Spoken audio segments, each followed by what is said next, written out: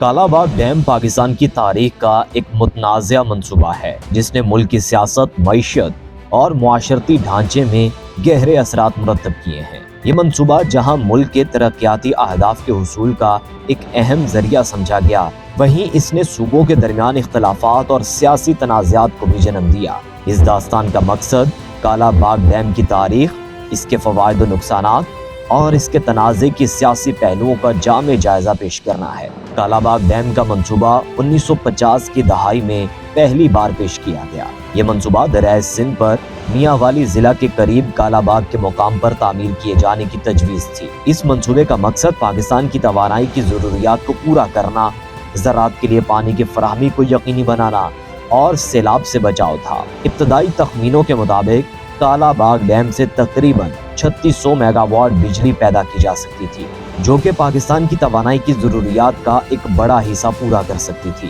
Kala Bagh dam سے پیدا ہونے والی بجلی پاکستان کی صنعت اور گھریلو ضروریات کو پورا کرنے میں مددگار ثابت ہو سکتی تھی۔ ڈیم سے فراہم ہونے والے پانی سے زراعت میں بہتری آ سکتی تھی اور زراعتی پیداوار میں اضافہ ممکن تھا۔ کالا باغ ڈیم کی تعمیر سے سیلاب کی روک تھام میں مدد مل سکتی تھی، جو پاکستان کے مختلف علاقوں میں ہر سال بڑے پیمانے پر نقصان پہنچاتے ہیں۔ ڈیم کی تعمیر سے آبی وسائل کی منصفانہ تقسیم ممکن تھی اور مختلف صوبوں کو ان کی ضروریات کے مطابق پانی فراہم کیا جا سکتا تھا۔ کالا باغ ڈیم کا منصوبہ جہاں ایک طرف فائدہ مند تھا، وہیں دوسری طرف اس نے مختلف صوبوں کے درمیان شدید اختلافات اور تنازعات کو جنم دیا۔ اس تنازع کی بنیادی وجوہات میں شامل کئی وجوہات ہیں۔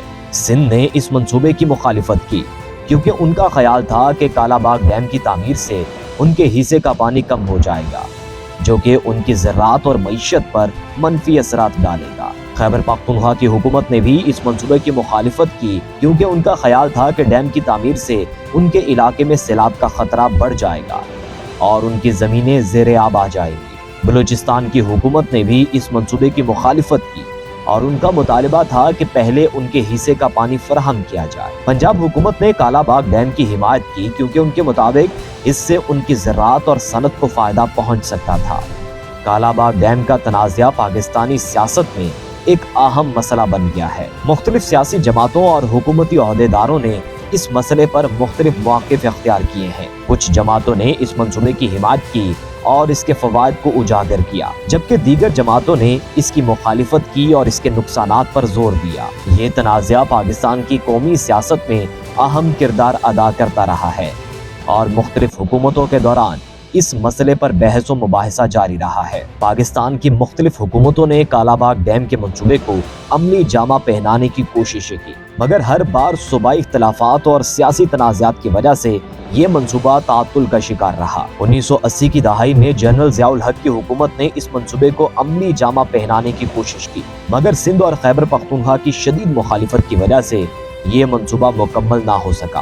بعد ازاں مختلف جمہوری حکومتوں نے بھی اس منصوبے کو آگے بڑھانے کی کوشش کی، مگر صوبائی اختلافات کی وجہ سے کوئی حتمی نتیجہ نہ نکل سکا۔ ماہرین کی رائے میں کالا باغ ڈیم کے منصوبے کے فوائد اور نقصانات دونوں پہلوؤں پر غور کرنا ضروری ہے۔ کچھ ماہرین کا کہنا ہے کہ اس منصوبے کی تعمیر سے پاکستان کی توانائی کی ضروریات کو پورا کرنے میں مدد مل سکتی ہے اور زرعی پیداوار میں اضافہ ہو سکتا ہے، جبکہ دیگر ماہرین کا کہنا ہے کہ اس منصوبے کی تعمیر سے ماحولیاتی مسائل اور صوبائی اختلافات پیدا ہو سکتے ہیں۔ حالیہ برسوں میں کالا باغ ڈیم کا تنازعہ ایک بار پھر موضوع بحث بنا ہے۔ موجودہ حکومت نے اس مسئلے کو حل کرنے کے لیے مختلف تجاویز پیش کی ہیں، مگر صوبائی اختلافات اور سیاسی تنازعات کی وجہ سے یہ مسئلہ تاحال حل طلب ہے۔ پاکستانی عوام کی رائے بھی اس مسئلے پر منقسم ہے اور مختلف علاقوں کے لوگ اس منصوبے کے بارے میں مختلف رائے رکھتے ہیں۔ کالا باغ ڈیم کا تنازعہ پاکستان کی تاریخ کا ایک اہم باب ہے جو ملک کی معاشرتی، اقتصادی اور سیاسی ڈھانچے پر گہرے اثرات مرتب کرتا ہے۔ اس منصوبے کی تعمیر سے نہ صرف پاکستان کی توانائی کی ضروریات کو پورا کیا جا سکتا ہے، بلکہ زراعت اور صنعت میں بھی بہتری آ سکتی ہے، مگر صوبائی اختلافات اور سیاسی تنازعات کی وجہ سے یہ مسئلہ تاحال حل طلب ہے۔ مستقبل میں اس مسئلے کا حل تلاش کرنے کے لیے مختلف صوبوں اور جماعتوں کو مل کر کام کرنا ہوگا تاکہ ملک کی ترقی اور عوام کی خوشحالی کے اہداف حاصل کیے جا سکیں۔